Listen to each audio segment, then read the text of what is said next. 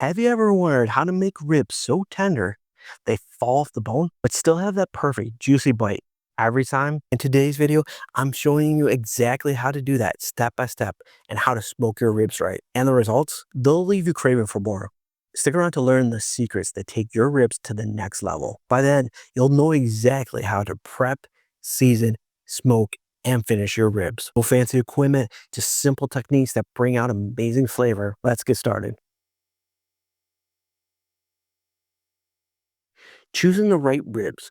Start with a meaty rack of baby back ribs with a little bit of fat on the top. The fat melts as it cooks, and it keeps your ribs juicy and flavorful during the cook.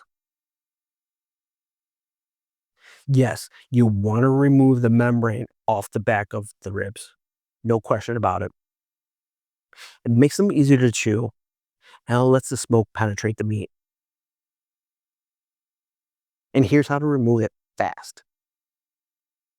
All you got to do is find where the membrane is, lift it up, pull it off with a towel. You're going to want to trim off any scraggly bits of fat. You want a clean, even rack.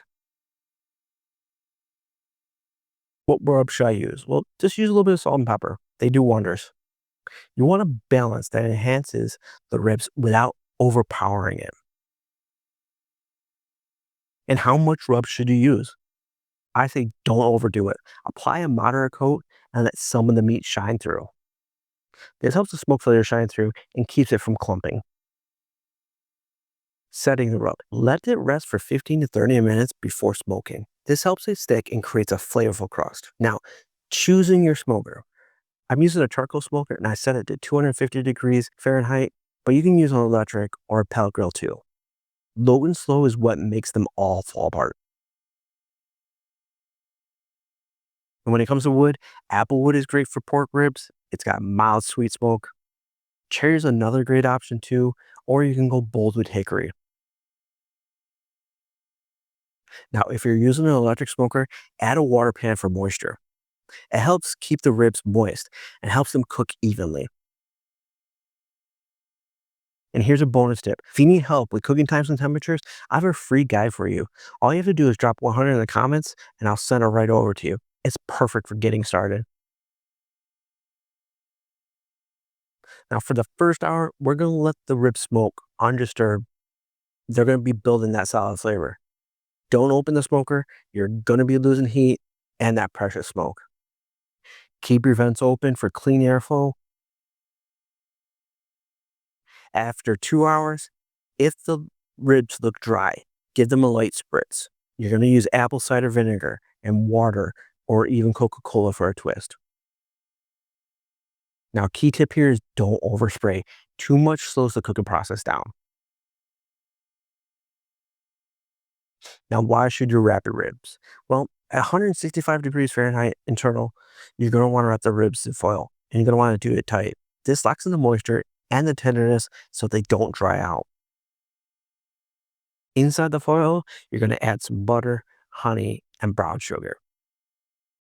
Then you're going to lay the meat side down on top of that mix. Wrap it tight and place the ribs back onto the smoker, bone side down.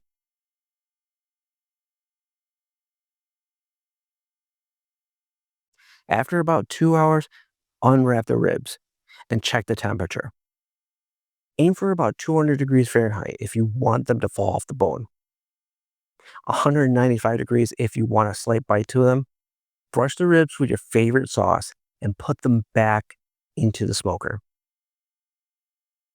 Let the sauce caramelize for about 20 to 30 minutes. Once the sauce is tacky, slice and serve carefully. These ribs are going to be super tender and they may even fall apart while you're slicing them. Now you know how to make tender, juicy ribs that fall off the bone every single time. But hey, if you're curious about another method, check out this video right here and I'll show you how to cook ribs using a vertical barrel smoker. It's a different method, but you get the same delicious results. I'll see you in the next one.